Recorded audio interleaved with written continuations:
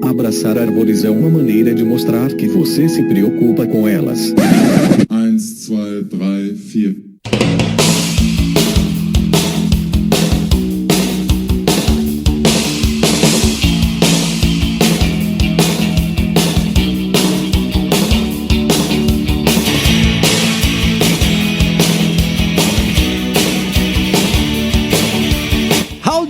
Aqui é Fernando Lima e este é o Desabraçando Árvores, um bate-papo sem firula sobre ecologia, conservação, a vida, o universo e tudo mais. E eu estou aqui direto de Atibaia, São Paulo, e comigo está o professor Fabiano Melo, direto de Campos do Jordão. Fala, ouvintes queridos, tudo bem? Mais um episódio aí no meio do carnaval, sendo preparado com muito carinho e atenção. Espero que vocês possam curtir bastante. E também, direto de Atibaia, São Paulo, o agente molder da conservação, Rogério Cunha de Paula. Olá, pessoal, como é que tá todo mundo aí? Todo mundo pulou um bom carnaval e agora que o ano começa no Brasil, né? Vamos lá, todo mundo com energia, bola pra frente, vamos lá que a vida tá passando e a gente tem que pegar carona, vambora. Sensacional!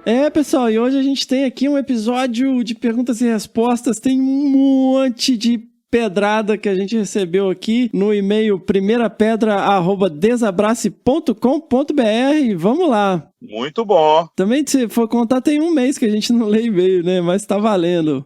Bom, pessoal, queria abrir o episódio aqui agradecendo, né, aos nossos novos padrinhos. Pra quem não sabe, a gente tem uma campanha lá no Padrim, que é www.padrim.com.br/desabrace. E você pode ajudar a gente aí contribuindo a partir de R$1. Você já tá contribuindo aqui pra gente manter esse podcast online, pra gente poder aí garantir que a gente continue servindo vocês com esse conteúdo. E os nossos novos padrinhos são o Matheus Costa e o Plínio Montovani. Muito obrigado aí, pessoal, vocês aí que embarcaram em apoiar esse nosso projeto. Continuem apoiando, muito obrigado aí pela colaboração de vocês. E além do Padrim, você também pode contribuir, caso você queira, né, no PicPay. É só buscar o nosso perfil lá, @desabrace. E você pode contribuir com o valor que quiser. A gente tem um projeto aí de longo prazo que a gente quer terceirizar a edição de áudio e quem sabe, eventualmente, fazer episódios semanais aí pra vocês. Beleza. Bom, pessoal, vocês viram que a gente fez outra rodada de sorteio de livros aí com o pessoal lá no Instagram, né? Pelo que eu entendi, a movimentação foi grande. Eu fui marcado um bocado de vezes. Pessoal, pra quem não sabe, a gente tá falando aí de um sorteio de livros que a gente fez, já é o segundo que a gente faz, né?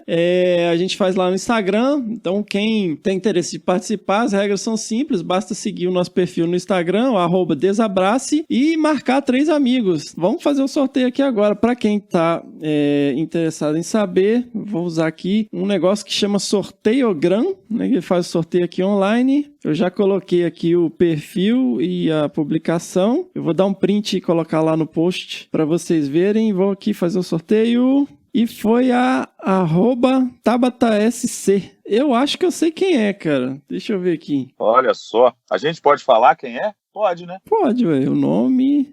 Eu acho que eu sei quem é. É a Tabata Cavalcante. Nossa, que legal que ela ganhou, porque ela é ouvinte assídua mesmo, até de vez em quando ela reclama que tem que sair mais episódio. Nossa, que bom. A Tabata é fã aí do Desabraçando. Parabéns, Tabata. Você ganhou os 2 livros. Você ganhou o Serra da Canastra Biodiversidade Infinita e o Métodos de Estudo em Biologia da Conservação e Manejo da Vida Silvestre. Parabéns, Tabata. Obrigado. É um prazer, uma alegria sempre enorme ter vocês aqui conosco. Continuem participando. Pô, fiquei feliz que a Tabata ganhou, cara. De vez em quando a gente troca umas ideias por mensagem aí. Ela é super fã mesmo do Desabraçando. Acho até que tem e-mail dela aqui hoje. E vamos lá, pessoal. Vamos para as nossas pedradas. Muito bem! Quem jogou isso? Quem atirou essa pedra? Foi ele. Vamos lá, primeira pedrada, Gabriela Cabral Rezende. Olha aí, Gabi tá sempre mandando uns e-mails aí. Um grande beijo, Gabi. Olha só, muito bom, Gabi. Olá, pessoal, me desculpem, hosts queridos, mas este e-mail é para a Miriam. Que episódio foi esse? Fui ouvindo e me identificando. Desde o trabalhar com animais marinhos até o se tornar mãe durante o doutorado. Cheguei ao ponto de me emocionar com a sua história, Mi. Você é um exemplo e uma inspiração desde sempre. Eu acho que essa crise pela qual passamos é inevitável e ouso dizer que a grande maioria das mulheres, ao menos as da nossa área de trabalho de campo, vai passar por isso. Também tive a fase de querer largar tudo, de duvidar se seria possível conciliar a maternidade com o trabalho e com o doutorado. Aos poucos fui me acostumando com a ideia, replanejando, administrando as mudanças e agora, como você disse, aprendemos a fazer muito em pouco tempo. Aprendemos a dar conta e que imprevistos passam a ser regra e não exceção, porque vai ter aquele dia que você planejou fazer 1000 coisas, mas seu filho quis colo e peito o tempo todo, e dane-se o resto do mundo, porque você não quer perder aquele momento por nada, porque vai passar, e passa muito rápido, por mais clichê que seja essa frase. E assim vamos seguindo e fazendo escolhas e realinhando as nossas prioridades. Acho que temos o privilégio de estarmos rodeadas no meio profissional de pessoas que entendem e valorizam a maternidade e que acolhem nossos filhos tão bem quanto a nós. Um privilégio que é exceção no mundo, infelizmente. Mas só me faz acreditar que é possível essa mudança de cultura e temos que continuar erguendo essa bandeira. #maternidade no Lattes. Para terminar, não posso deixar de dar créditos ao Fê, que desde que eu engravidei me presenteia com as histórias de vocês, já me socorrendo em algumas horas de desespero, e me ajuda a entender como conciliar a vida de doutoranda e pesquisadora do IP com a maternidade. Afinal, também somos um casal de doutorandos, como vocês eram quando o Ian chegou. Vocês nos inspiram demais e por isso que esse podcast foi tão maravilhoso, porque reflete muito do que estamos passando. Obrigada. E aí ela continua aqui, PS, considerando o tanto de vezes que parei para acudir a Sofia enquanto escrevia esse e-mail, fiquei me perguntando quantas pausas para acudir a Liz durante a gravação. Parabéns por terem conseguido gravar um episódio que, apesar de longo, foi delicioso de escutar. Ah, Gabi, você não faz ideia mesmo não. Foi um monte de vezes que a gente teve que parar. No fim, ela estava até participando da gravação, né? Eu vi. Pela hora, então, né, Fefe? Nem se fala. Nem se fala, velho. Pô, Gabi, obrigado pelo carinho, né? Às vezes, eu tenho que me frear um pouco, que eu dou um tratamento de choque, assim, pros amigos, às vezes. Aquele esquema meio verdade nua e crua. Conversei um pouco com o Gui, né? Um grande beijo aí, Gui, né? O Gui é o maridão lá da Gabi. Às vezes, eu acho que eu exagero, porque tem coisa, cara, que ninguém te conta, velho. Você vai descobrindo na marra, né? Em relação à paternidade. Ah, com certeza. E não é, se fosse receita de bolo, tava fácil, né, Fefe? Mas não é, né, cara? E cada caso é um caso, cada filho é um filho, a personalidade, os pais, a história de vida que cada pai e mãe carrega, né? E aí é aquilo que você deposita pro filho. É, mas tem aquela coisa, cara, tem umas coisas que são universais e ninguém te fala. Igual eu vejo muitas vezes a gente se prepara um pouco exageradamente pro parto, mas você esquece que depois o menino nasce, né? Você vai pro hospital, cara, assim, beleza. Você entra lá, você e a sua cara metade, e você ganha um tapinha nas costas e fala, ó, parabéns, tipo, se vira aí. Você sai de lá com o bebê no colo e, tipo, vamos lá, né? Engata uma primeira aí. Na nossa época, a gente tinha um cuidado com as enfermeiras e com o próprio médico, que ficavam nos orientando naqueles dias de hospital sobre o banho, sobre o cuidado, né? Como você vai curar o umbigo, como é que você vai trocar a fralda, como é que você vai limpar o bebê. Então, assim, a gente saiu relativamente bem preparado, mas nunca é demais, mentira, né? Bião. Sabe por quê que é mentira? Porque você não lembra, cara. A gente continua tendo filho porque a gente não lembra, velho. Porque você armazena a memória, né? Você, quando dorme, tem vários estágios do sono. E o estágio onde o seu cérebro armazena as informações que ele julga importante, né? Que você viu durante o dia, é durante o sono REM, que é aquele Rapid Eye Movement, né? Quando você fica mexendo o olho, o seu cérebro tá tá arquivando tudo lá. E como você não dorme quando você tem o recém-nascido, você não lembra, né, de toda aquela situação. E aí você, depois que eles crescem, você fica, ai, como é fofinho, vamos ter outro.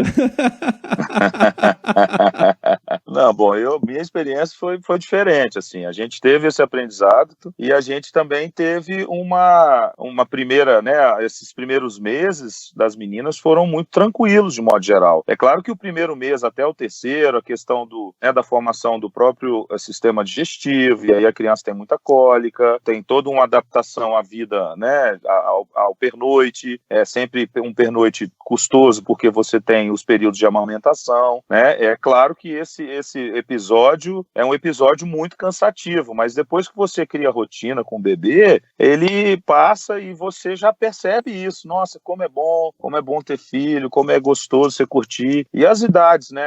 À medida que a idade vai avançando, você vai tendo ainda mais alegria, igual você falou, e aí você fica com a memória, assim, né, dos primeiros meses apagada. Apagada, total.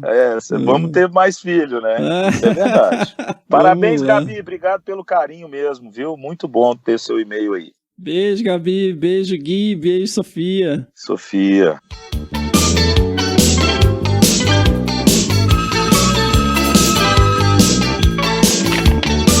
Alô?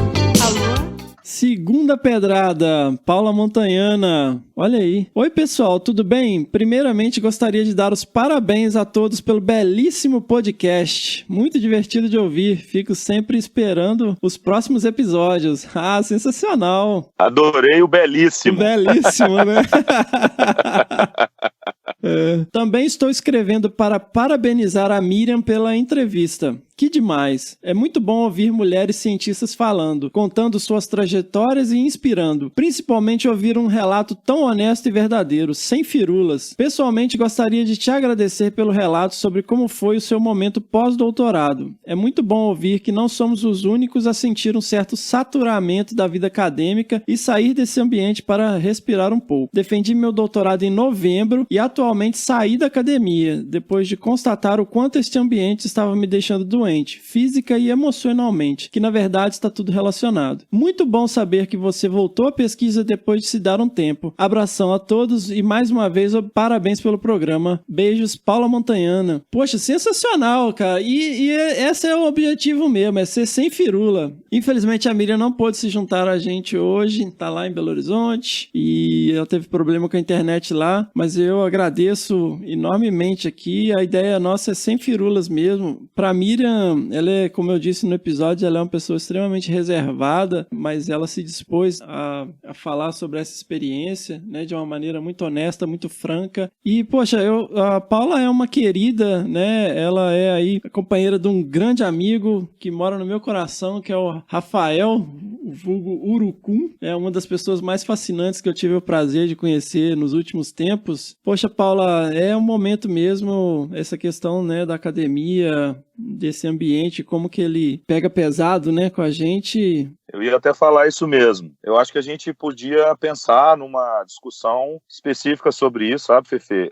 Passou da hora da gente ter um olhar especial para essa questão da pós-graduação no Brasil. Né? Já não é de hoje, já há alguns anos. Existem, inclusive, artigos, né? Enfim, matérias bem trabalhadas sobre o nível de estresse na academia, principalmente com os pós-graduandos, né? Chegando a situações dramáticas e que a gente precisa, né, levar isso mais a sério, discutir isso melhor, saber lidar com essa questão e preparar, talvez, os programas de pós-graduação para essas condições, para levar as pessoas para um nível de decência, né, de qualificação adequado, porque não adianta você qualificar as pessoas que vão se tornar pessoas doentes por causa desse estresse que eles passam na academia, né?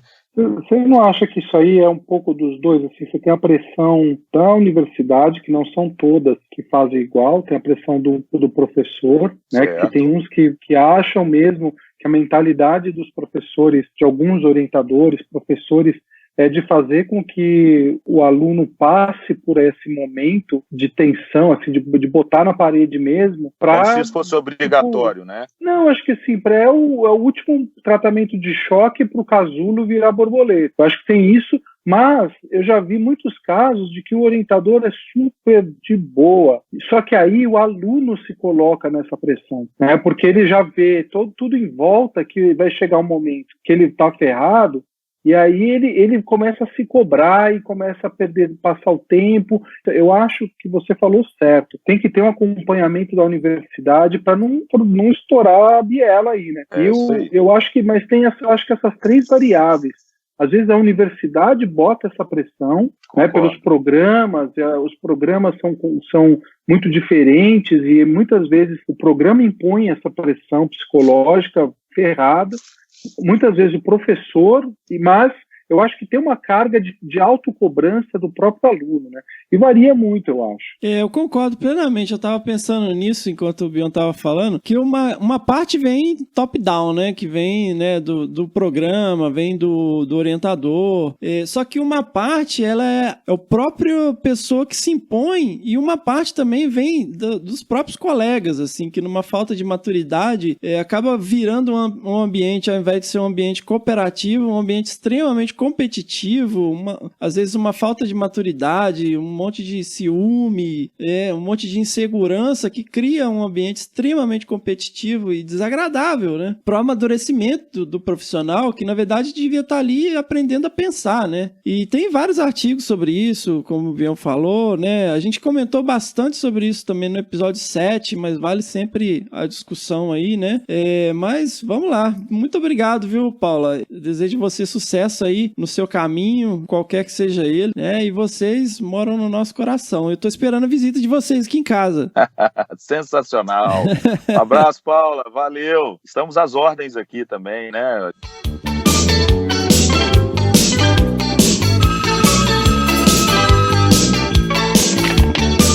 Alô? Terceira pedra, Júlia Oshima. Olha aí, a Júlia Oshima que participou do Que Bicho é Esse aí do último episódio. Vamos lá. Oi, Mi e Fê. Não precisa ler meu e-mail ao vivo não, tá? Mas eu vou ler assim mesmo. Só queria comentar umas coisinhas que pensei ouvindo o episódio passado, episódio 11, para eu não esquecer. Adorei ouvir as discussões e saber mais sobre a história de vocês. Ouvindo o relato da Miriam, me identifiquei com muitas fases da vida da menina e mulher descobrindo a ciência e tentando achar seu lugar ao sol na pesquisa. Foi bem inspirador, obrigado, Mi. Aí eu lembrei o dia que nos reunimos na Unesp para tentar começar um lance de mulheres na ciência. Várias colegas pós-graduandas e professoras contaram sobre projetos que buscam trazer visibilidade para a questão da mulher e da maternidade e paternidade na ciência. Vou colocar abaixo, talvez seja interessante divulgar ou discutir em próximos episódios. Legal, ela mandou aqui vários links de artigos, de sites discutindo essas questões. Vou colocar lá no post, você pode conferir lá no www.desabrace.com.br ou, né, na própria descrição do episódio aí no seu agregador, o agregador que você usa para ouvir o podcast. Obrigado, Ju, obrigado aí de novo pela participação no último episódio e vamos que vamos.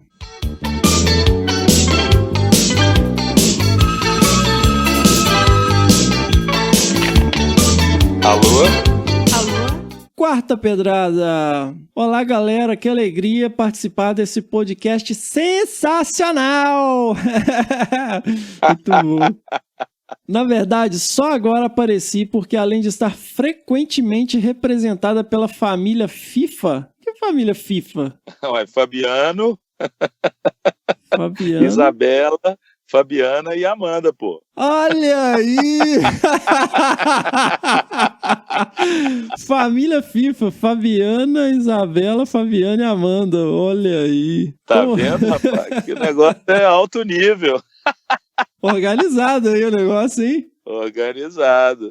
Olha aí, que legal. Como mulher, mãe e profissional, o tempo é realmente muito escasso. Aliás, este é o motivo deste meu e-mail. Parabenizar pelo excelente episódio que retrata o papel da mulher na ciência com suas múltiplas funções e me senti muito bem representada pela Mirinha. Que mulher de fibra e guerreira. Amei ouvir sua história e que, além de ser uma mulher forte em todos os aspectos, nunca perde a feminilidade e a delicadeza inerente das mulheres. Falo muito para as minhas lindas filhas Amanda e Isabela, que terão inúmeros desafios pela frente, mas o mais importante e abençoado papel é o de ser mãe. Uma alegria indescritível. Como já postado pela Isabela, os episódios na minha vida estão presentes nos momentos de viagem, porque, mais uma vez, com tantas funções que temos, não sobra tempo para nada. Mas ainda bem que esta família viaja bastante e, graças a Deus, consigo ouvir e me divertir com os episódios. Parabéns, galera, pelo trabalho. Vocês são realmente sensacionais. Beijo grande a todos. Fabiana Melo, Biona.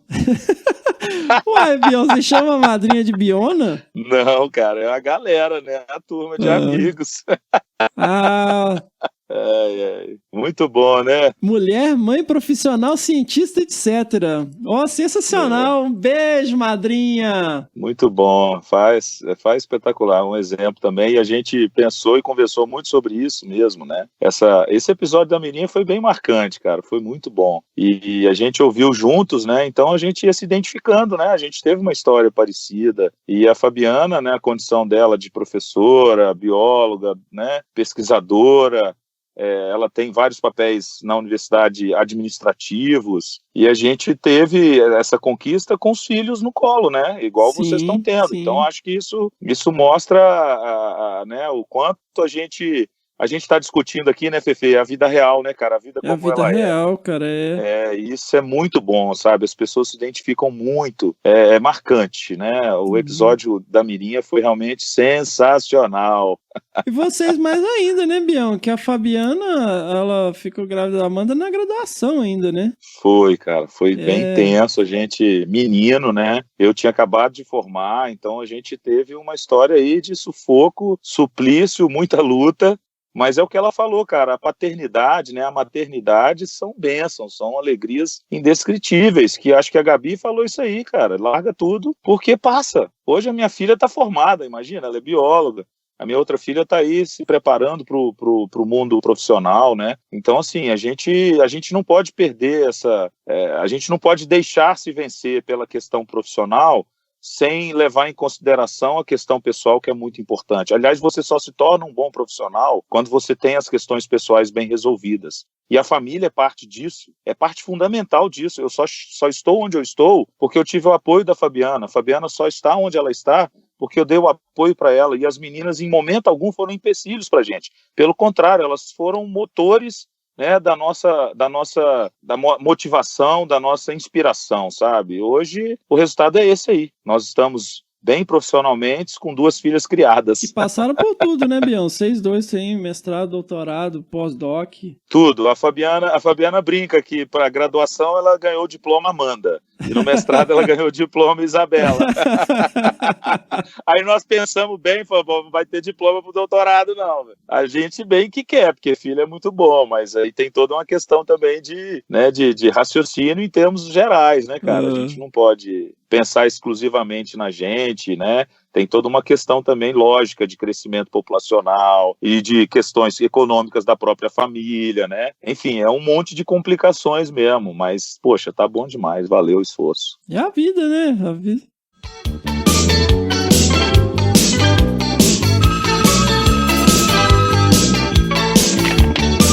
Alô?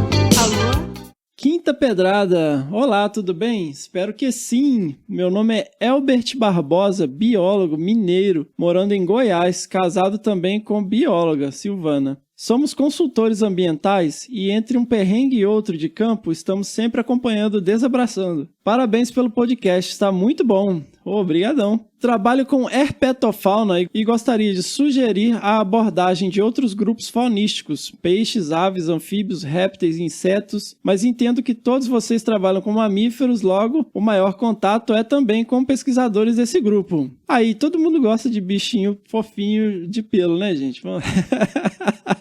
É mais fácil. É a fofofauna. Fofofauna. A gente já falou aqui. Fofobicho. Vamos lá, tem uma questão que gostaria de saber a opinião de vocês. Como citado anteriormente, sou consultor ambiental e desde que comecei a trabalhar no setor privado, tenho percebido certo preconceito de alguns ligados mais à academia com nós da consultoria.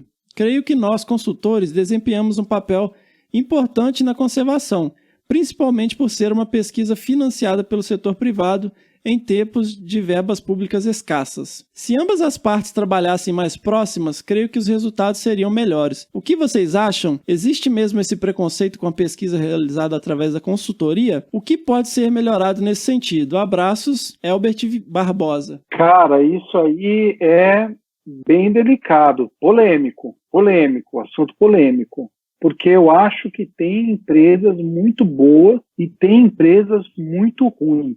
E as muito ruins é aquele coisa que a gente sempre ouve por aí, que nego forçou o chefe da empresa, forçou um laudo, mandou tirar espécie ameaçada da lista do inventário. Então, assim, a gente sabe muito. Agora, eu não sei preconceito, não acho preconceito, porque assim, eu conheço muita gente da consultoria, muita gente da academia que saiu, fez consultoria, voltou para a academia.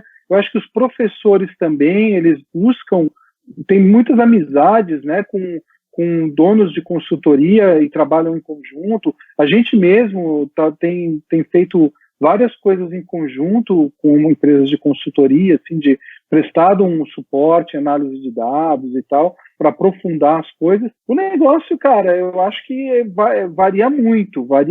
E é um ramo realmente que talvez possa até existir esses questionamentos com relação a essas empresas que não são boas, cara. Eu acho que pode ser por aí esse sentimento, mas preconceito, eu não sei, cara, nunca vi. Eu já vi, assim. Cara, já vi várias vezes. Eu já vi também, já vi muita. É bem comum, Roger. É bem comum. Eu fiz mestrado na PUC Minas e lá o perfil da galera é bem de consultoria mesmo, assim, maioria dos meus colegas de turma, a principal atividade deles era realmente consultoria. E, cara, o pessoal torce o nariz mesmo. E existe esse preconceito, sabe? E é uma coisa quase infantil, assim, porque existe essa coisa, parece um negócio assim, traiu o movimento, velho, sabe? Se vendeu pro sistema, sabe? Então, cai um pouco aí nessa coisa que você falou. Tem empresas ruins que vendem laudo e tal. Cara, picareta existe em qualquer profissão, né? Mas isso não desmerece os bons profissionais que estão fazendo aí um trabalho sério e tentando melhorar o cenário, porque ninguém vai deixar de consumir energia elétrica. E a principal fonte de energia elétrica no Brasil é a hidrelétrica, né? E isso tem um impacto ambiental e precisa de ter avaliações. Você vê a questão das mineradoras, você vê tudo isso precisa de ter um acompanhamento e precisa de ter bons profissionais que vão fazer bons laudos, boas avaliações, né? Que vão além desses monte de listinha de espécie, né? Borboletas multicoloridas, passarinhos 1000, né? Que às vezes a gente vê, inclusive, em Eia Rima. Mas isso não desmerece, cara. Eu acho ridículo essa postura. Às vezes eu tenho vários colegas que têm essa postura, sabe? Até em relação a terceirização de serviços dentro de unidade de conservação. Não, mas aí o poder público perde o espaço e as pessoas não vão poder visitar a unidade de conservação. Vamos deixar ela sucateada então? E aí todo cidadão tem o direito de ir lá e jogar lixo, sabe? E fazer as coisas de qualquer jeito. Em nome de uma filosofia, né, de um idealismo que não leva a nada, não leva ninguém a lugar nenhum. Quando você vê em outros países, né, como Europa e Estados Unidos, a maior parte da pesquisa e desenvolvimento de ciência e tecnologia é feito dentro do setor privado. Então tem essa coisa, cara, eu não entendo. É o que eu falei no episódio 7, sabe? Parece que a gente é educado só para fazer concurso público. O profissional não pode atuar no setor privado, que ele tá vendendo a alma pro diabo. Eu não entendo isso. E eu acho que existe esse preconceito, sim. Eu já vi vários colegas comentando, também sei de várias picaretagens, né? Mas isso não desmerece. Também tem gente picareta na academia, tem gente picareta, né, no setor público. Gente picareta é o que não falta em qualquer lugar. Mas isso não desmerece o profissional que trabalha com consultoria. Não, de forma alguma. Eu falei, eu já durante muito tempo fiz consultoria. Episódio 2, né, Fê? Tá lá, vocês podem conferir. Quem não ouviu, episódio 3, que o episódio 2 é com a Tina. Episódio 1, vocês podem conferir isso na entrevista do Bião fazendo consultoria. Episódio 3, eu fazendo consultoria. E a gente, cara, eu acho que eu realmente fico surpreso de ver essa coisa da academia. Eu não tenho tanto tempo na academia, né? Eu fui fazer meu doutorado aqui no Brasil e não estive na imersão, né, do doutorado, porque estava trabalhando junto. Pô, eu fico muito triste de ouvir isso, cara, porque esse povo que está aí, em primeiro lugar, eu acho que a maior abertura para o mercado de trabalho do cara que se forma e vai buscar na consultoria o seu ganha-pão e com o básico que ele saiu da faculdade, porque a faculdade prepara a gente para o básico, né? E aí o cara se aperfeiçoa fazendo a consultoria. Então, porra, e é uma fonte de dados, é que muitas vezes, talvez os caras torcem o nariz também, porque essa fonte de dados não está disponível, né? E é uma incrível fonte de dados. E ela não está disponível da academia, porque ela está lá, nos autos das empresas que vão enviar... Do processo, né? Dos órgãos licenciadores. Isso aí, muitas vezes, é bem... A coisa fica lá, 7 chaves. Então, não sei se essa birra, esse conflito, isso está um pouco nessa questão, né? Os caras estão gerando muito dado, mas o dado para quê? Na cabeça do acadêmico, né? Para que está sendo gerado esse dado? A mesma coisa o acadêmico, cara. Eu tenho... A gente trabalhou aí nos data papers. Eu fiz um data paper de armadilhamento fotográfico da Mata Atlântica e o pessoal fica com esse preciosismo. Meus dados, eu não publiquei ainda, não sei o quê. E aí você vê o cara lá sentado em cima de 20 anos de dados e não disponibiliza nada. E nunca fez uma consultoria. Tá lá com os dados de aluno, de mestrado, de doutorado, de não sei quantos anos e fica nessa onda aí.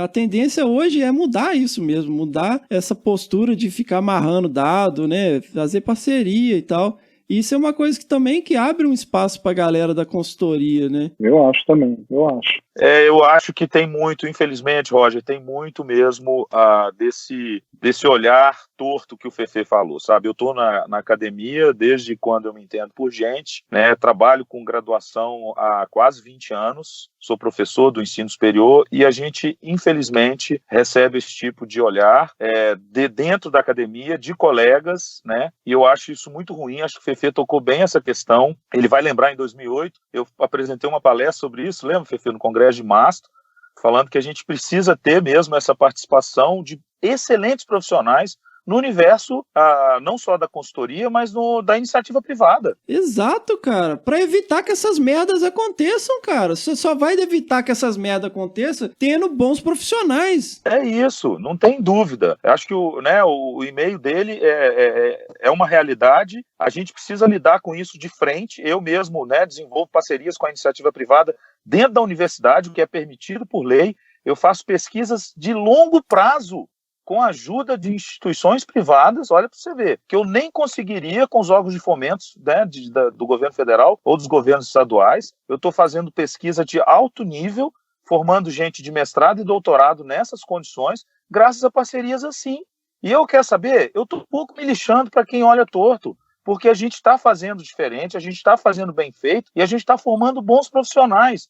É isso que importa. Sabe, a gente está mudando a realidade desse trabalho, a gente está influenciando gestores, a gente está influenciando pessoas que administram, né, essas instituições e que não têm, eventualmente, uma formação ou uma qualificação adequada, ou ela não é completa, e a gente colabora com isso, a gente colabora com os órgãos fiscalizadores, a gente participa dos eventos, eu participo, ajudo com o IBAMA, com o ICMBio, quer dizer, essa realidade é uma realidade que era para ser padrão, e era para estar todo mundo apoiando, mas não. A academia, igual o Fefe falou, as pessoas acham que a gente vende a alma para o diabo ou que a gente está fazendo as coisas deturpadas, está dando um jeitinho, não é bem aquilo, só porque a gente tem o investimento da iniciativa privada. Convenhamos, gente. Para com isso. É questão ideológica, cara, não é profissional. É puramente ideológico.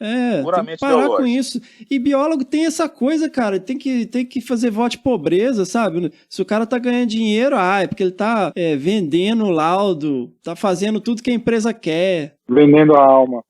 Não, absurdo. A gente há muitos anos, cara, a gente vê isso, a rotina dos engenheiros, das pessoas que lidam na área ambiental, que não são biólogos. Os caras têm outro tipo de tratamento, outro tipo de visão, estão aí, se firmando já há décadas no mercado, se dando super bem, ganhando, né, o pão deles de cada dia, e o biólogo não. é conservação de espécies ameaçadas, a natureza intocável, e aí fica com esse discurso aí atrasado, ideológico, que só prejudica, porque é o que você falou, a necessidade do desenvolvimento humano, ela é inerente à nossa espécie. Enquanto a gente estiver mantendo essa nossa pegada, a gente não tem como deixar o ambiente intacto. E aí, nesse aspecto, a gente precisa colaborar para que a gente faça um rearranjo da natureza, de modo que a gente não perca espécies, de modo que a gente mantenha a biodiversidade. E só bons profissionais vão conseguir fazer isso. Não adianta você ficar lá na academia sentado, fazendo pesquisa, dizendo que isso vai acabar, que aquilo vai extinguir, etc. e tal, se você não colabora com o processo econômico, com o processo de desenvolvimento social e econômico do seu país, enfim. Se você é um bom profissional e cruza os braços, quem que vai fazer o negócio? É o mau profissional. É o profissional que não tem boa formação, é o cara que é picareta. Exatamente. E aí a picaretagem vai prevalecer. Se os bons profissionais cruzam os braços e deixam as decisões serem tomadas por profissionais aí de caráter duvidoso. De caráter duvidoso, né? Você está simplesmente se ausentando do processo. Você pode ser parte da solução, hein? É isso aí. E depois não pode reclamar, porque o que mais acontece, eventualmente, desses pares, desses colegas, é isso. É reclamação. Mas a contribuição mesmo não acontece. Fica só gralhando em rede social aí, fazendo protestinho, ao invés de ser parte da solução. É isso aí. Boa! Taca-lhe o pau, Elber.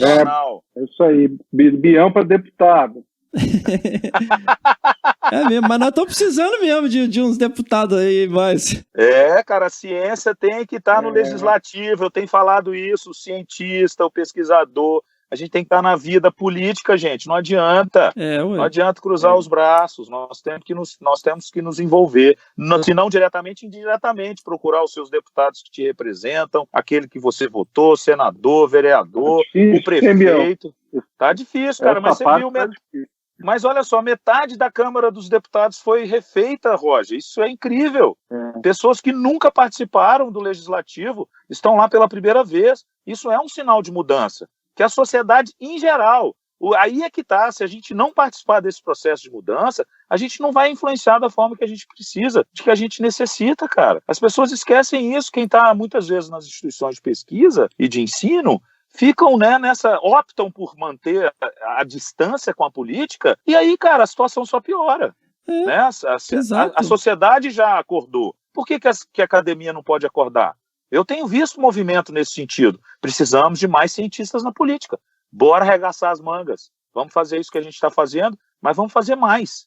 Eu acho que o podcast tem esse propósito também de mobilizar as pessoas que trabalham com ciência, e a gente tá dando exemplo, a gente, em parte, dá esse exemplo. A gente tem que motivar a galera. E essa é a razão também de a gente ter montado esse podcast, porque se a gente não arregaça as mangas, e faz uma comunicação, uma divulgação, quem que vai fazer? É os malucos que ficam agarrando o bicho pelo rabo lá na televisão. É esses caras que a gente quer, que faz a divulgação, Não adianta a gente ficar criticando, vamos nós fazer, ué. Positivo. Bora lá. Positivo também.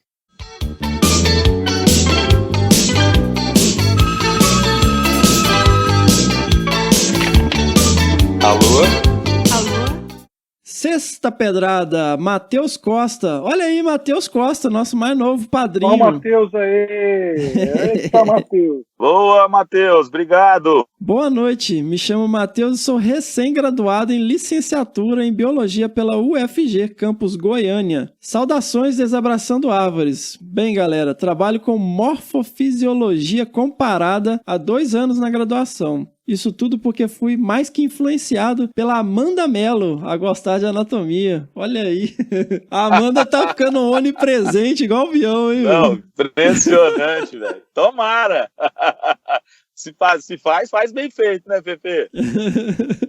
Desde o primeiro período de curso, lá em 2015, tá que ela prefere humana, mas ela dava comparada também. Melhor monitora de anatomia daquele ICB. Inclusive, ao professor Fabiano, quero deixar um grande abraço e um registro que a minha avó fez. Ela disse que foi muito bonito da sua parte e de sua esposa irem entregar o diploma da Amanda na cerimônia. Até perguntou por que ela não pôde fazer o mesmo para mim.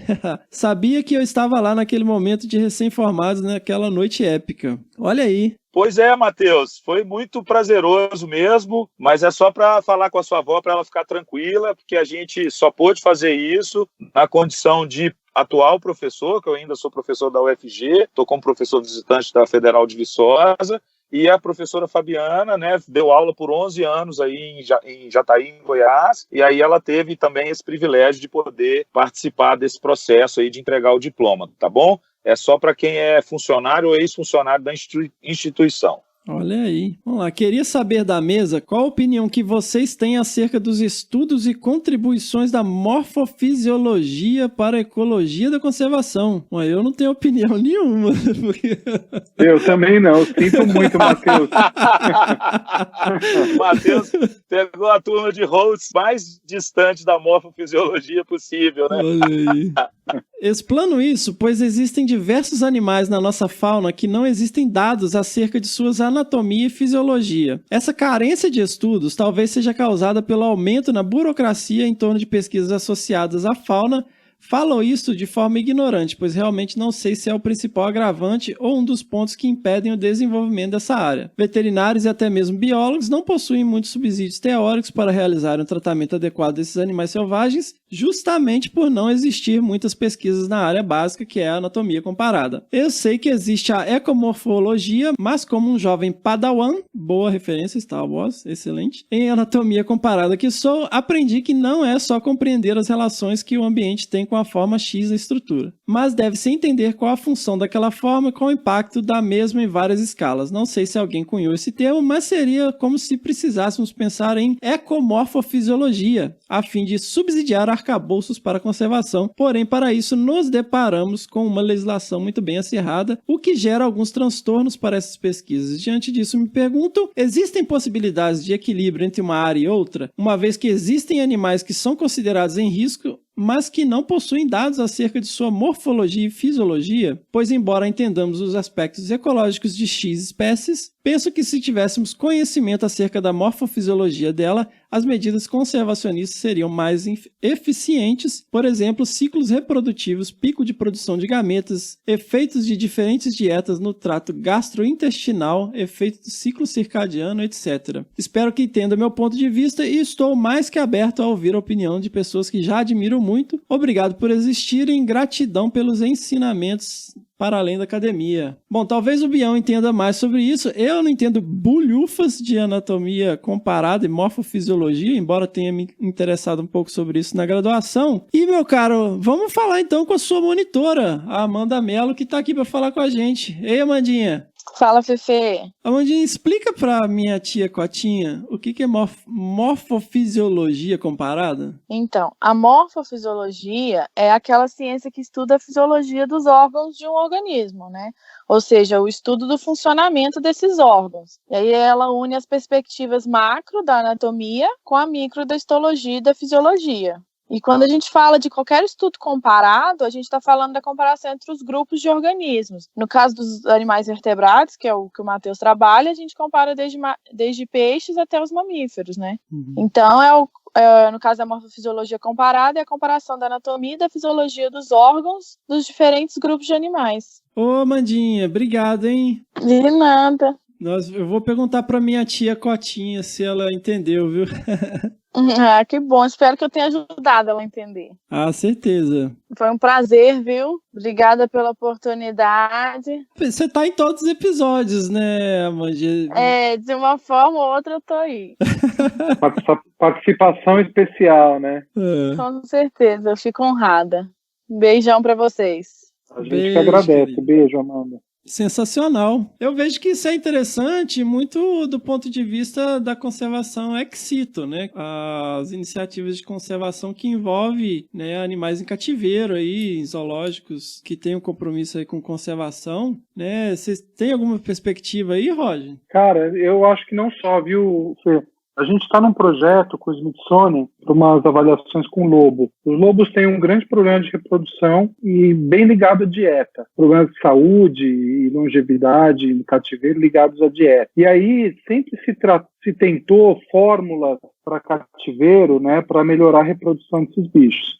Lá no Smithsonian, na Virgínia, né, no Centro de Biologia da Conservação de Smithsonian, eles têm um trabalho bem profundo assim, com relação a vários aspectos reprodutivos do lobo, e aí chegaram à conclusão que toda a fórmula que eles estavam usando, que na verdade eles criaram essa fórmula que nutricionalmente se aproximaria mais das necessidades metabólicas do lobo-guará que se observa em vida livre, só que essa fórmula ela tinha vários componentes que feriam drasticamente toda a questão do trato intestinal. E isso estava dificultando a absorção de vários componentes aí, dificultando a reprodução, gerando câncer em alguns casos. Então, começaram a fazer esse trabalho no cativeiro e a gente está iniciando esse ano a avaliação no campo para ver se existe em algum momento do ano, porque é extremamente periódico, né, sazonal a dieta do lobo, se existe algum estresse que reflete no trato intestinal, reflete na flora intestinal. Então eu acho que isso ele tem um peso, porque o lobo ele é totalmente diferente, né, toda essa questão digestiva, a alimentação, tudo dos outros canídeos, principalmente os canídeos de grande porte. Ele é o único canídeo de grande porte, acima de 25 quilos, que se alimenta de pequenas presas e frutas, né? Então, eu acho que essas particularidades que a Amanda mostrou para a gente, falou, ele é aplicado à conservação sim, porque se tem tido esse problema no cativeiro e a vida livre, entendendo isso, como funciona melhor a vida livre, a gente pode realmente refletir e propor medidas muito melhores para a conservação da espécie vinculadas à dieta, por exemplo. Eu fiz uma especialização lá em Jersey e a especialidade deles é justamente trabalhar com espécies extremamente ameaçadas, né, e reproduzi-las em cativeiro e depois reintroduzir esses animais na natureza. Então eles usavam muito dessas informações de história natural, e aí eu acho que também se aplica, né, a morfofisiologia, para aquele pequeno detalhe que é o grande diferencial, que sem aquilo o bicho não reproduz. Então, assim, muitas vezes as espécies que são criticamente ameaçadas, elas justamente têm necessidades, né? O nicho delas é tão específico que se não for na temperatura certa, na estação do ano certa, se não tiver aquele tipo de bromélia que ela usa para fazer o ninho, o bicho não reproduz. Aí os caras conseguem recriar tudo isso em cativeiro, usando essas informações para poder promover a conservação dos bichos. Eu acho que a morfologia, de maneira geral, perdeu muito espaço nas últimas décadas, que ficou aquela coisa bem de museu, né? Nos museus de zoologia, ficou bem restrito, assim, houve uma perda de interesse nisso, não sei se vocês concordam. Cara, eu acho que sim, mas também pensar numa coisa, pegar a tese de doutorado da Flavinha Miranda. Cara, ela trabalhou na morfologia com medições de crânio, fez escaneamento 3D dos crânios. Eu acho que tem espaço ainda com essas novas tecnologias. Eu acho que com o apoio tecnológico não precisaria deixar isso totalmente de lado, né? A questão do desuso tem a ver com o que vocês comentaram, né, particularmente com esse avanço da tecnologia, e isso tem sido muito aplicado na ciência, mas a questão do cativeiro, né, o Fefe tocou isso de modo bem preciso. O cativeiro é a chance de você ter esse tipo de estudo, mesmo envolvendo espécies ameaçadas, e o que é mais importante, você não consegue fazer estudos morfofisiológicos sem o bicho na mão. Então a gente tem que ter essa possibilidade de se trabalhar com o cativeiro, com a reprodução, com a criação, com a manutenção da espécie, e esses detalhes só são vistos com estudos da morfofisiologia para que o sucesso reprodutivo, e obviamente para espécies ameaçadas o sucesso de reintrodução seja feito, se você tem os estudos sendo trabalhados no âmbito do laboratório, né, no âmbito do escritório em que você tem essa oportunidade. E a chance disso acontecer só é possível com os animais nas condições de cativeiro, né? Então, assim, a participação dessa etapa, ou, na verdade, o envolvimento desses profissionais só é possível com esse esquema montado. Então, acho que a gente precisa se preocupar com isso, e a gente precisa lembrar que a pesquisa, nesse caso, ela é tida como uma pesquisa básica, que requer muito mais cuidado, muito mais tempo, um investimento razoável financeiro, e os resultados são obtidos de maneira mais lenta. E isso é desvalorizado na ciência hoje, porque você quer resultados rápidos, você quer produção de artigos, né? E aí volta para aquele ciclo. E aí a morfofisiologia, ela é normalmente negligenciada, sendo que em muitos momentos ela é fundamental para o processo todo, por exemplo, de conservação. O Roger exemplificou muito bem a questão do lobo-guará. Então, assim, as pessoas esquecem de compatibilizar isso.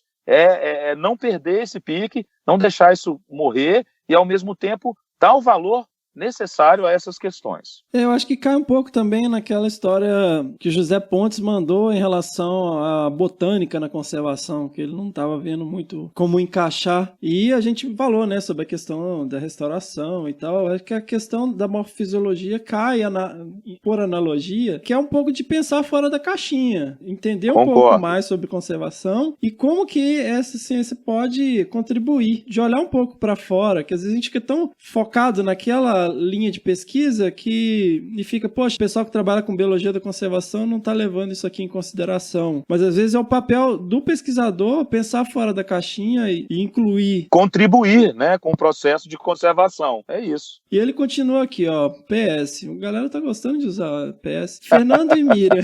Fernando e Miriam, apesar de já ter visto fotos de vocês no Insta, eu tô que nem aquelas pessoas dos anos 90 e início dos anos 2000 que ficavam querendo conhecer pessoalmente os radialistas que falavam aqueles poemas de amor nas madrugadas adentro. Nossa, aqueles Night by Night.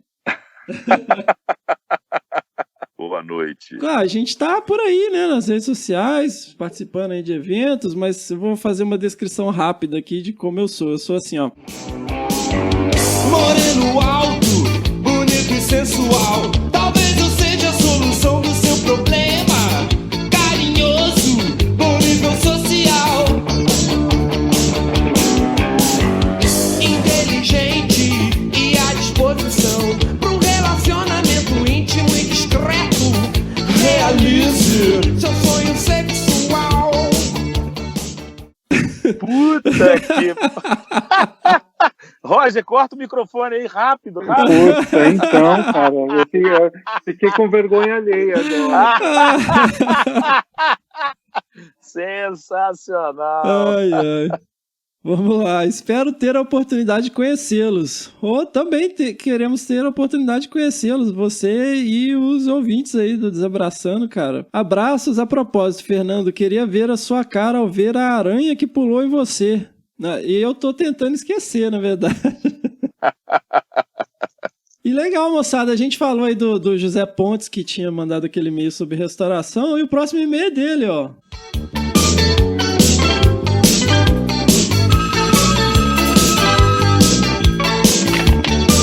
Alô? Olá, sétima pedrada, José Pontes. É incrível conhecer esses projetos de restauração e refaunação como o de Iberá. Admito que realmente vivia numa bolha em relação à conservação. Agora ela está um pouco maior. Não havia enxergado a restauração de ecossistemas como área de atuação. Obrigado por abrir meus olhos. Incrível também a história do Cláudio Pádua. Gostaria de saber mais sobre como começou o Instituto IP e o trabalho da instituição na conservação. Cara, a gente tem feito bastante episódio com o pessoal do IP, tem bastante informação lá no site, é o www.ipe.org.br, tem lá bastante coisa legal. Vamos lá. Gostaria também de deixar outra sugestão de tema para o programa, que é conservação em zoológicos. Olha aí, a gente acabou de falar sobre isso. É verdade. Eu tenho a impressão que muitas pessoas pensam que zoológicos e afins são como cadeias para os animais, os privando da liberdade. Ou estou enganado e vivo numa bolha menor do que eu pensava. No mais, sucesso para vocês. Abraço a todos. Atenciosamente, José Pontes. Cara, então, como eu falei, eu fiz uma especialização, fiquei alguns meses lá em Jersey, né, que tem esse instituto lá, fazendo uma especialização em manejo de espécies ameaçadas, e uma grande parte dos estudos eram desenvolvidos com os animais que eles têm lá em cativeiro. Então, assim, vários estudos de caso, a Miriam falou muito, né, no episódio que eu tava lá, sobre a história do Carl Jones, né, tem várias histórias de sucesso com animais que foram reproduzidos em cativeiro e reintroduzidos na natureza. Então, assim, na verdade, o que se passa? Nós temos zoológicos que seguem exatamente a mesma coisa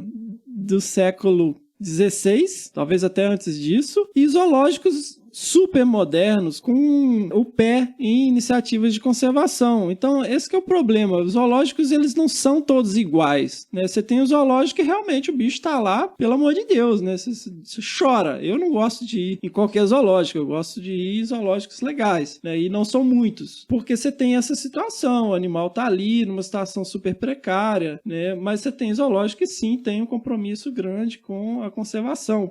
Você tem todo o espectro, e isso que cria essa imagem negativa. O pessoal se apega aos cativeiros que realmente se enquadram nisso aí, que são como cadeias para os animais, né? É igual a coisa da consultoria que a gente falou, né? Uhum. Os zoológicos ruins que existem também, eles não são nem por conta dos funcionários que estão lá dando sangue, né? Mas pela baixa importância que as prefeituras dão, que os governos estaduais dão, que é visto como aquela visão antiga que é uma praça de entretenimento, né? E já deixou de ser há muito tempo. Isso no mundo inteiro. A gente tem zoológicos ruins, diretores que não se importam, não estão nem aí, porque estão ali com cargo político, porque não tem recurso, não tem estrutura, não tem nada. E tem outros que têm, né, um veio de trabalhar com parcerias de empresa privada, passando a ser locais para se fazer educação, para se trabalhar com conservação e várias coisas. Lá fora isso está anos luz da gente, né? Eu queria reforçar também, Roger, que boa parte dos projetos de conservação que a gente desenvolve no Brasil, por exemplo, em países que detêm grande biodiversidade, né, países africanos, países asiáticos, os zoológicos europeus e americanos investem pesado na conservação das espécies nesses países, né? O Fefe tocou um pouco aí essa situação que ele viveu lá na Inglaterra, e a gente tem isso replicado para todos esses zoológicos de grande porte, ou a maioria deles, né, que já estão exatamente adequados a essa condição que você citou bem. Há décadas eles já estão, né, com a visão alterada, com comportamento, com investimento, com aplicação totalmente voltada para o bem-estar animal, para a situação de cativeiro está, né, ela hoje é muito evoluída, e o que é mais legal é isso. A gente tem, por exemplo, grana para trabalhar com os muriquis. A gente tem vários exemplos no Brasil de pesquisadores que conseguem recursos de fora, principalmente de zoológico, para trabalhar com espécies ameaçadas, e a gente tem grana para trabalhar com muriqui, para fazer captura, para fazer manejo de zoológico, que eles querem investir na conservação de espécies. E boa parte do conhecimento que a gente tem hoje, e aí, né, o Fefe lembrou isso, né, do papo que a gente estava tendo anterior com a morfisiologia, vem dessa condição de cativeiro. E o zoológico tem um papel fundamental nisso, né, crucial. E hoje é um papel, inclusive, de investidor na conservação.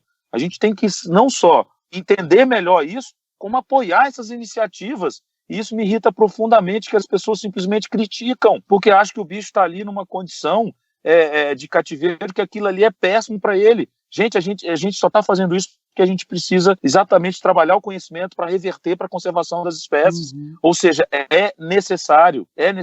Então a gente tem que parar de humanizar essa condição de bichos de cativeiro e transformar isso numa questão prática, pragmática, de solução. É parte da solução. A gente tem falado muito isso hoje, né?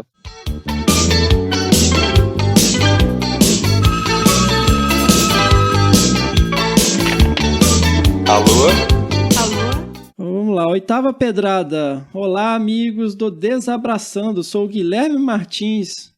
Olha aí, Guilherme Martins também é um cara que tá aí sempre trocando ideia com a gente, fãzão do Desabraçando. Legal, cara. Estou mandando esse e-mail exclusivamente para agradecer esse excelente trabalho de vocês. Me divirto e aprendo bastante com os causos. Escuto o mesmo episódio 2 vezes para não ficar muito na vontade entre um episódio novo e outro. Olha aí, cara. Olha só.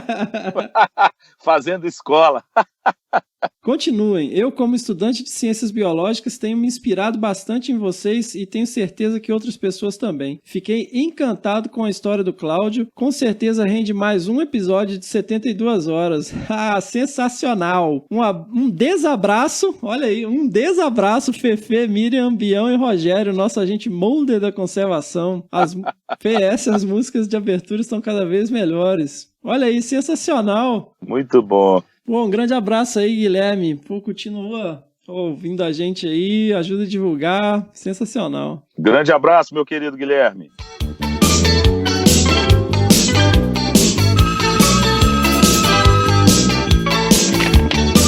Alô? Olha aí, ó. Nona pedrada. Olá, desabraçando. Me chamo Tabata Cavalcante. Olha aí, a Tabata que acabou de ganhar os livros.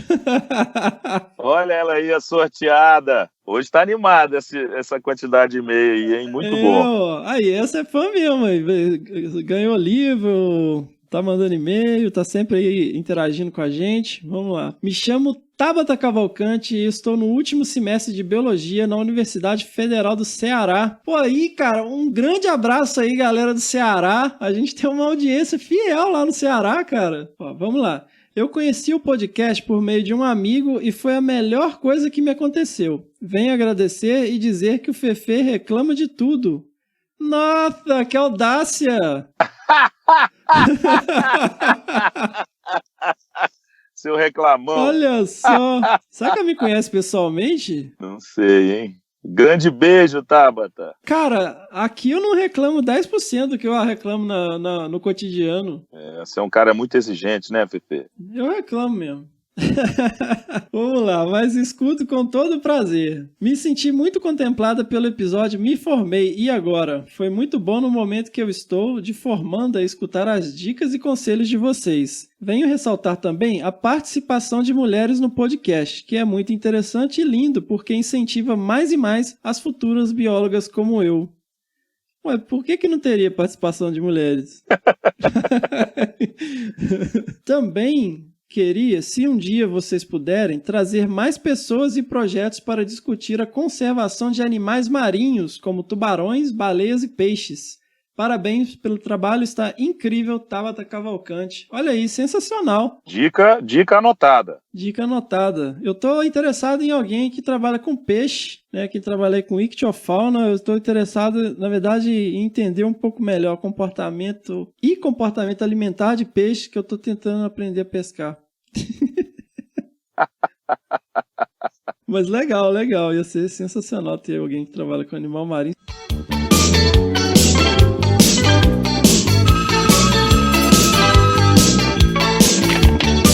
Alô?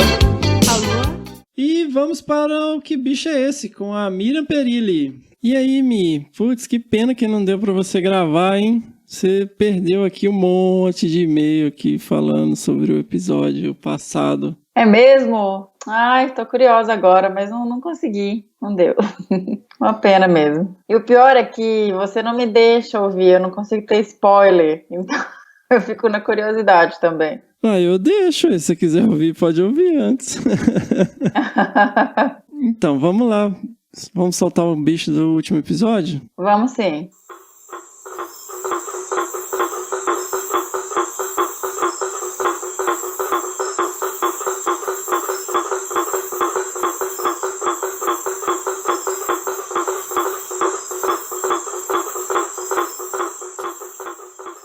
E aí, Mi, que bicho que é esse? Esse daí é o sapo ferreiro, conhecido também como Ipsiboas faber. Olha aí. Que na verdade é uma perereca, não é um sapo. Mas alguém acertou, Fê? Acertou, hein? Adivinha quem? Amanda e Isabela. Aham. Deixa eu ver o e-mail. Olá, pessoal do Desabrace. Descobrimos o bicho da semana, o sapo martelo, também conhecido como sapo ferreiro, Boana faber. E, como sugestão, deixo o...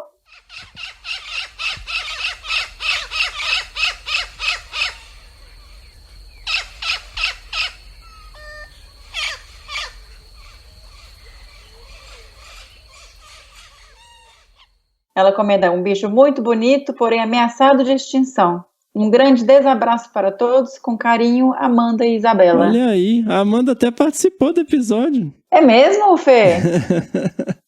Que legal! Você tá às escuras, né? Totalmente. Não tô entendendo nada.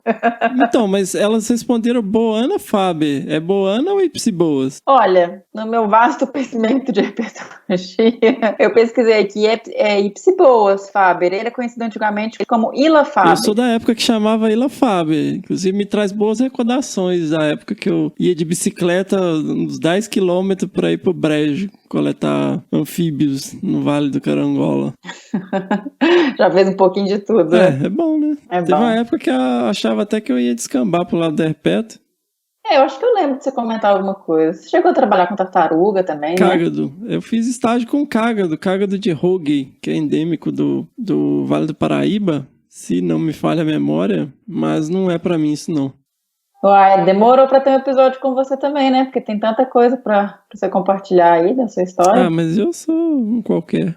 Ai, modesto. Mas deixa eu falar mais um pouquinho aqui do sapo. Ele é, né, ordem Anura, família Ilíder, e ele recebe esse nome por causa do barulhinho que vocês viram que parece realmente que tá batendo um ferro, né? É uma perereca grande, com distribuição na Mata Atlântica. A distribuição vai desde os estados da Bahia, Espírito Santo, até o Rio Grande do Sul, e também ocorre no Paraguai e na Argentina. Quem quiser saber mais, a gente vai deixar um link aí com informações sobre ele. Esse negócio da nomenclatura, pra mim, é regrinha IUCN, vale o que tá na IUCN. Eu entrei aqui na Red List pra dar uma olhada e tá aí IPCBOA mesmo. IPCBOA, que é a União Internacional para a Conservação da Natureza, que estabelece aí a lista internacional de espécies ameaçadas. Isso, e ela não é uma espécie ameaçada, ok, pessoal? Link no post. Beleza, Mi. Pena que você não pode participar, hein? Pena mesmo, Fê, mas nos próximos eu dou um jeito de participar. Sensacional. Bora nós. Bora. Um abraço.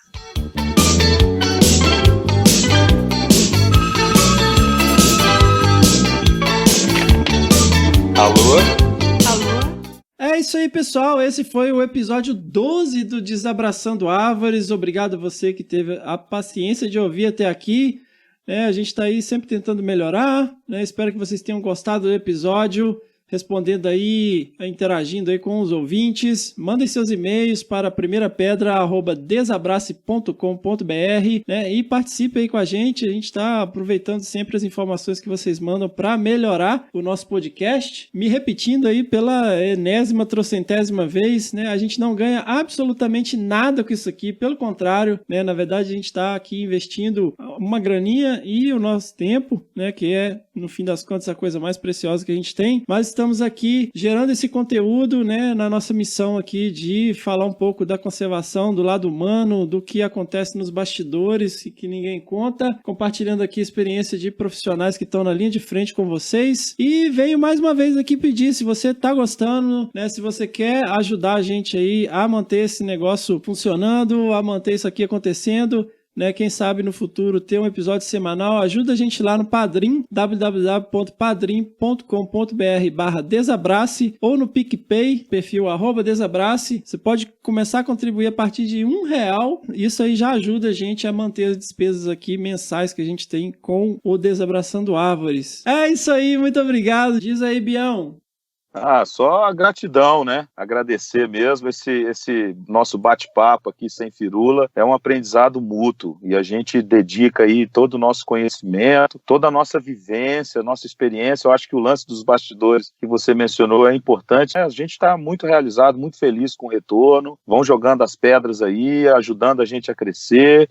A gente só tem a agradecer mesmo aí essa audiência. Com certeza nós estamos nos dedicando, nos doando muito para tornar esse podcast cada vez melhor. Fica a dica aí, galera. Padrinho na ajuda, concentração na audiência e vão tocando o barco e dando opinião e ajudando a gente a se tornar um podcast cada vez melhor, mais instrutivo e beneficiar ainda mais essa nossa sociedade, ajudando a tia Cotinha aí a entender tudo que a gente faz com ciência. Sensacional. Diz aí, Roger.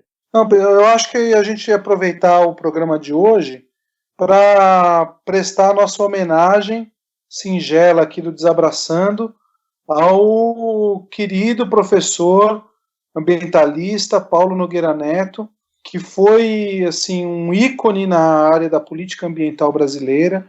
Faleceu na segunda-feira, dia 25 de fevereiro. E, o cara chegou aonde chegou e aos 96 anos de idade, ele ainda fazia muito. Participava de eventos, participava de reuniões, colocava toda a carga de vida profissional como ele se formou em História Natural, né, pela USP, mas assim, foi professor, diretor da Ecologia na USP, ele teve no começo dos anos 70 o cargo de secretário especial do meio ambiente, que seria hoje o ministro do meio ambiente, né, era status de ministro na época.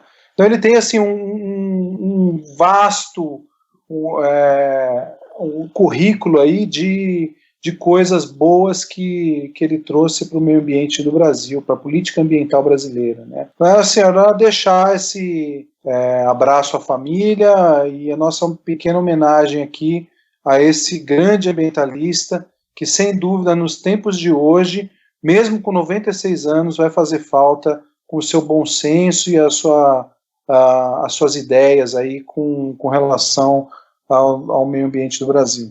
Bora nós, Vala do Aires!